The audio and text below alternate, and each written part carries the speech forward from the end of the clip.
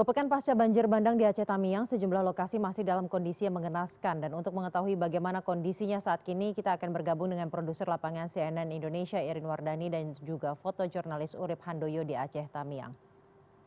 Irin, dari penelusuran Anda dan juga Urip Handoyo, di Aceh Tamiang beberapa lokasi masih dalam kondisi memprihatinkan. Sebenarnya bagaimana kondisinya? Lebih banyak yang memprihatinkan atau tidak? Kemudian bantuan-bantuan distribusinya seperti apa? Apakah benar masih ada yang terisolir? Dan ini menarik juga, di belakang Anda banyak sekali kayu-kayu. Ini apakah ini kayu yang memang dipotong atau tidak, atau bagaimana hasil penelusuran Anda di sana?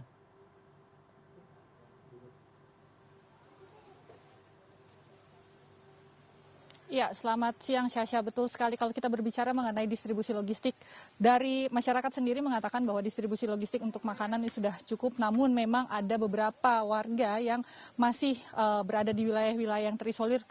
Contohnya di bagian sumur, masih di Kabupaten Aceh Tamiang, di daerah Menanggini juga, itu masih membutuhkan bantuan-bantuan. Selain makanan juga terpal untuk tidur, berteduh, dan juga obat-obatan karena wilayah mereka jalannya masih terputus. Sekali lagi kalau di Kabupaten Aceh Tamiang ini masih ada 12 kecamatan, Syasha, dan dengan daya rusak yang bisa saya gambarkan, daya rusak seperti di belakang saya ini, bisa dibayangkan kota atau Kabupaten Aceh Tamiang serusak apa, Syasha. Dari pantauan udara juga sudah dilihat bagaimana hancurnya Kabupaten Aceh Tamiang dan nasib-nasib di beberapa kecamatan lain yang sampai sekarang masih berusaha untuk ditembus dengan menggunakan berbagai cara karena memang akses-akses jalannya juga masih rusak parah, banjir lumpur, kayu-kayu, dan juga memang masih belum meratanya, bahkan bukan merata ya Sasha, sampai detik ini belum ada jalur listrik yang bisa menyala di Kabupaten Aceh Tamiang. Masih butuh air bersih untuk membersihkan diri, bahkan untuk membersihkan area-area yang masih penuh lumpur. Sasha, kalau bisa saya tunjukkan, ini sudah Anda lihat, saya berada di pesantren Darul Mukhlisin yang saya saja sampai tidak bisa berkata-kata, Sasha, bahwa ini saya belum pernah melihat bencana yang serusak ini, bahwa banjir dengan membawa gelondongan-gelondongan kayu yang masif seperti ini. Kalau bisa saya tunjukkan di sebelah sana, mungkin fotojurnalis saya Urip Handoyo akan menunjukkan ada yang sudah diberi tanda polis line. Kami belum bisa mendekat ke sana, namun polis line ini juga menurut informasi baru-baru saja diberi tanda gelondongan kayu tersebut. Digambarkan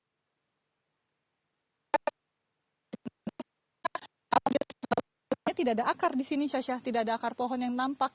Hanya ada potongan-potongan kayu, mulai dari kayu besar, kayu kecil, ranting-ranting, yang memang bukan mungkin, tapi bisa dipastikan ini terbawa dengan arus banjir akibat kerusakan alam.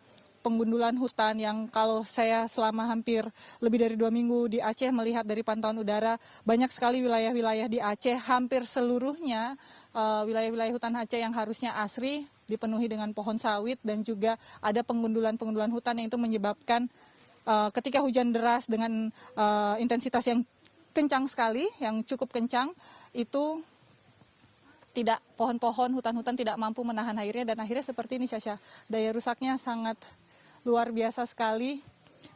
Ini udah saya sampai tidak bisa berkata-kata, Syasha, karena ya kalau dibilang ini bencana alam, ini bukan bencana alam, Syasha. Ini adalah bencana ekologis. Tidak ada bencana alam yang bisa membawa gelondongan-gelondongan kayu yang seperti ini kalau tidak ada campur tangan manusia. Seperti itu, Syasha. Dan di samping saya sudah ada pengurus pesantren yang akan menceritakan kondisi sebelum pesantren ini diterjang banjir bandang, karena kalau menurut warga sendiri mengatakan bahwa ini banjir yang terparah, bukan lagi terbesar tapi terparah.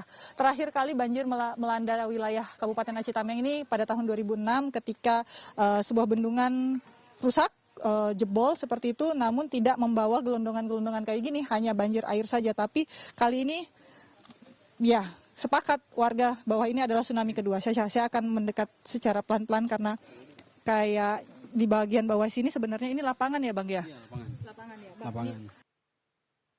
Harus berhati-hati berdirinya. Saya agak turun ya. Saya posisinya gini aja Syasha karena agak tidak seimbang ini. Nah, Bang, bisa diceritakan nggak kondisi pada, berarti ini tanggal 27 malam ya, itu situasinya seperti apa dan ada santri yang jadi korban tidak? Alhamdulillah, jadi itu kejadiannya awal Rabu kak, tanggal 26 kalau nggak silap ya. Rabu subuh itu santri-santri itu udah pada bangun. Angin kenceng sampai atap-atap itu terangkat. Nah, kami udah evakuasi barang dari Rabu pagi, evakuasi barang-barang di kantor guru, komputer-komputer, berkas-berkas, kami naikin ke lemari paling tinggi. Menjelang siang, air masih kencang naiknya. Kami itu udah berusaha menghubungi seluruh wali santri untuk menjemput anak-anaknya. Dan kami beri izin mereka yang hanya dijemput aja. Yang nggak dijemput emang nggak kami izinkan pulang karena bahaya kan. Nah di sorenya, sore Rabu, itu air di lantai bawah ini udah sedada orang dewasa. Dan santri masih di asrama lantai atas. Nah, itu kami udah panik dan berusaha evakuasi. Yang SMA kami suruh berjalan pelan-pelan sampai ke rumah pembina. Lewat lantai bawah sampai rumah pembina. Dan ada pun yang SMP yang masih baru-baru masuk, yang kecil-kecil masih, itu mau tak mau kami gendong satu persatu evakuasi ke rumah pembina. Jadi kami satu malam di rumah pembina itu malam Kamis. Malam Kamis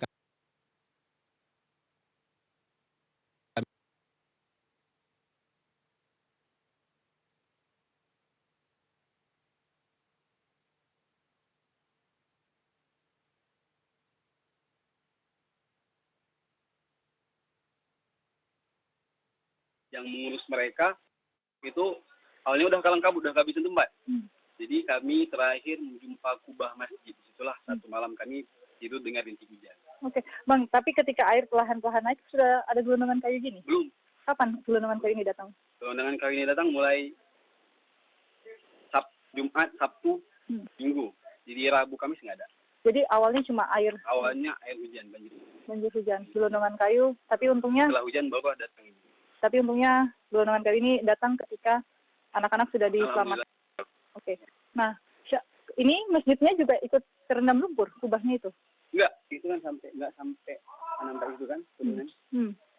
Nggak sampai atas kubah. Nggak sampai atas. Alhamdulillah nggak sampai atas kubah. Tapi lumpurnya sampai di atas sekolah. Sampai atas. Jadi kalau kita masuk ke asrama atas itu lemari-lemari santri udah pada kembali semua. Oke. Nah, ini kan sudah mulai ada pembersihan jalan, ekskavator sudah diterjunkan. Apakah sudah ada komunikasi dari pemerintah setempat kapan lembaga pendidikan ini atau pesantren ini bisa dibersihkan? Awal-awal itu mungkin kurangnya kami dapat kabar karena keterbatasan sinyal ya. Awal-awal saya belum ada kabar untuk itu. Mungkin kami yang nggak tahu. Tapi sampai sekarang sejauh ini gimana kabar santri-santri? Karena proses pembelajaran kan ini masa ujian. Ya, apakah ada tindak lanjutnya? Itu kami menunggu kabar dari pimpinan, yang kabar sampai sekarang kita berusaha pemulihan dulu karena rata-rata semua guru kena, semua wali santri kena, dan pesantren kita keadaan kayak gini. Mungkin sekitar beberapa bulan pemulihan baru kita masuk lagi. Dan kabar yang saya dapat, walau alam kebenarannya, kita tidak ada ujian kabar dari pimpinan tadi. Oke, ujian dihapuskan. Dihapuskan untuk semester ini aja. Untuk semester ini ya. Kabarnya. Oke, jadi nilainya otomatis. Tidak tahu ya.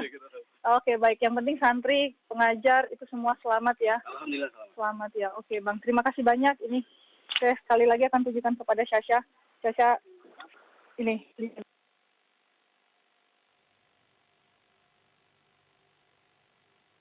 Ini bisa digambarkan lewat sini. Apa yang terjadi di Aceh Tamiang ini bisa digambarkan lewat sini. Gelondongan-gelondongan kayu-kayu yang datangnya dari hutan, sebagian sudah diberikan tanda polis line sebagai tanda apakah ini ada tindakan pengerusakan hutan.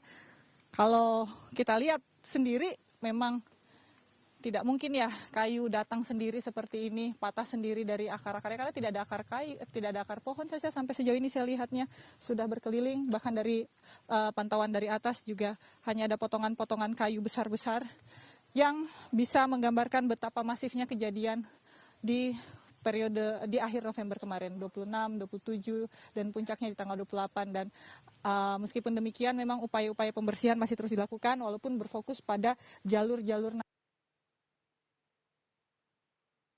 makanan itu masih bisa dicukupi, namun memang kendalanya adalah sekali lagi adalah upaya untuk mendistribusikannya karena masih ada area-area yang tergolong susah untuk ditembus di Kabupaten Aceh Tamiang.